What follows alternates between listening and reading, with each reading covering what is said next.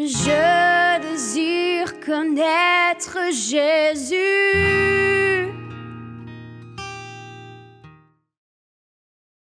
L'apôtre Paul parle aux croyants et il leur dit ceci. Il leur dit que, en ce qui concerne les dons spirituels, je ne veux pas que vous soyez ignorants. Et il dit la raison, c'est parce que quand vous étiez païens, vous suivez des idoles, des dieux, des idoles muettes. Quand il dit idole muette, il veut parler d'un Dieu qui ne parle pas, des dieux qui n'ont pas de voix. Je vous assure, la particularité de notre Dieu, c'est qu'il a une voix. Je vous assure.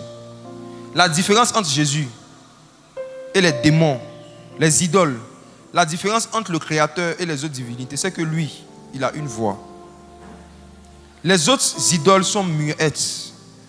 Et ce qu'on appelle les dons spirituels, ce sont les manifestations de la voix de Dieu. Chaque don spirituel est une manifestation de la voix du Saint-Esprit. Ce sont des manifestations de la voix de Dieu. De la voix de Dieu. Tous les dons qui ont été cités, qui ont été listés ici par l'apôtre Paul, sont des manifestations de la voix de Dieu. La Bible nous dit que lorsque Adam a péché, on va lire ça à Genèse chapitre 3, allons-y. Quand Adam a péché, il s'est caché derrière un arbre. Et il a eu une expérience qui va nous aider à comprendre c'est quoi la voix de Dieu.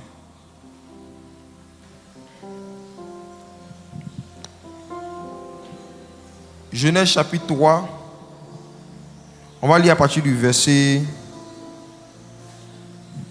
7 à 8. Les yeux de l'un et de l'autre s'ouvrirent. Ils connurent qu'ils étaient nus. Et ayant cousu des feuilles de figuier, ils s'en firent des ceintures.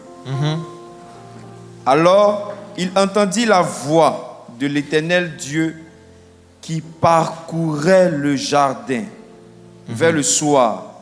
Et l'homme et sa femme se cachaient loin de la face de l'Éternel Dieu. Et après, qu'est-ce qui s'est passé? Au milieu des arbres du jardin. Mais l'Éternel Dieu appela l'homme et lui dit: où es-tu? C'est bon. Regardez quelque chose.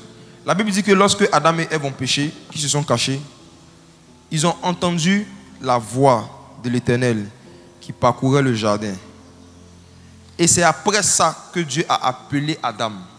Il lui a dit: où es-tu? Ce n'est pas lorsque Dieu a dit: où es-tu? Que Adam a entendu sa voix.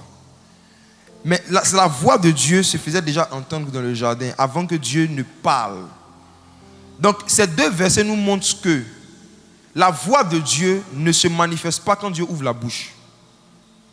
Parce que Dieu n'avait pas encore parlé lorsque sa voix parcourait le jardin.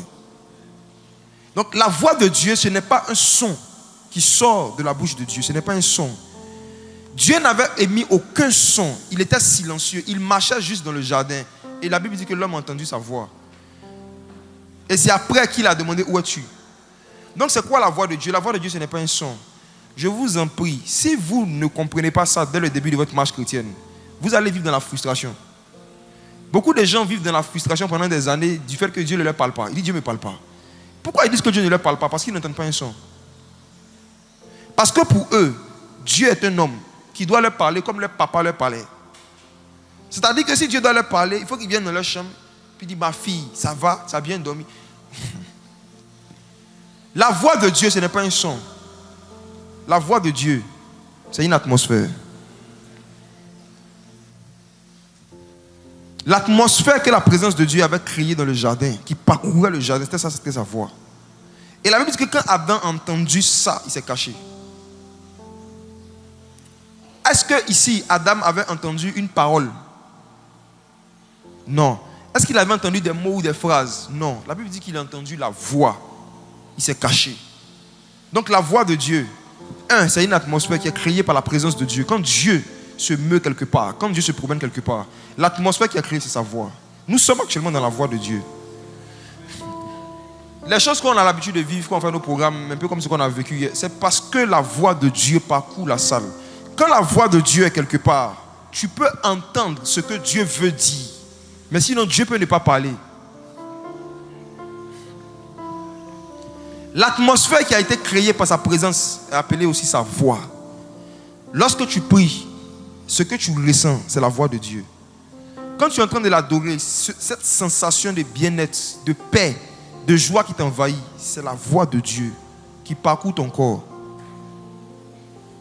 Maintenant, Dieu peut ouvrir sa bouche et puis t'adresser des paroles spécifiques, mais il peut aussi rester silencieux et t'adresser sa voix. Dieu est le seul être qui peut adresser sa voix sans ouvrir la bouche. C'est ce que nous voyons dans Genèse ici, chapitre 3. En plus de l'atmosphère, la voix de Dieu est un message. Suivez ce que je vais dire, parce que Jésus aussi l'a dit, des années après, d'une autre manière. La voix de Dieu, c'est un message qui te rappelle un message que Dieu t'avait déjà donné. Je m'explique. Dieu avait donné un message à Adam. Il lui avait dit, tu ne dois pas manger le fruit défendu. Le jour que tu vas manger, tu mourras. Il avait reçu ce message. Mais apparemment, il avait oublié. Mais lorsque la voix de Dieu est venue à lui, Adam s'est rappelé que Dieu a dit qu'il allait mourir. Il a eu peur et il s'est caché. La voix de Dieu lui a rappelé le jugement. La voix de Dieu lui a rappelé la punition que Dieu avait dit qu'il allait donner à ceux qui allaient pécher. Donc la voix de Dieu, c'est aussi un message ou une atmosphère qui te rappelle un message que Dieu t'avait déjà donné. Et Jésus a dit que lorsque le Saint-Esprit viendra, il vous rappellera ce que je vous ai enseigné. Jean chapitre 14. N'est-ce pas? La voix de Dieu. La voix de Dieu, c'est lorsque le Saint-Esprit te rappelle un enseignement qu'on t'a déjà donné. C'est la voix de Dieu. C'est la voix de Dieu. Si tu te retrouves devant un malade et tu te demandes, je dois prier pour lui ou pas, et soudain tu te rappelles que tu as écouté une prédication où le Seigneur a dit, en mon nom ils imposeront les mains, c'est la voix de Dieu que tu viens d'entendre. Le souvenir de l'enseignement que tu as entendu est la voix de Dieu. C'est la voix de Dieu. Et plusieurs fois, Dieu vous a parlé, vous n'avez pas obéi à sa voix. Vous vous êtes trouvé devant des personnes pour qui vous deviez prier. Vous vous êtes rappelé qu'un jour, Dieu vous avait dit qu'il vous a donné le don de guérison. Vous vous êtes rappelé de ça. Mais vous n'avez pas exercé, vous n'avez pas prié. Vous n'avez pas écouté la voix de Dieu. La voix de Dieu, ce n'est pas un son, c'est un message qui vient te rappeler un message que Dieu t'avait déjà donné. Quand le Saint-Esprit viendra, il vous rappellera. Il vous rappellera, a dit Jésus. La voix de Dieu. Je désire connaître Jésus. Je désire connaître Jésus.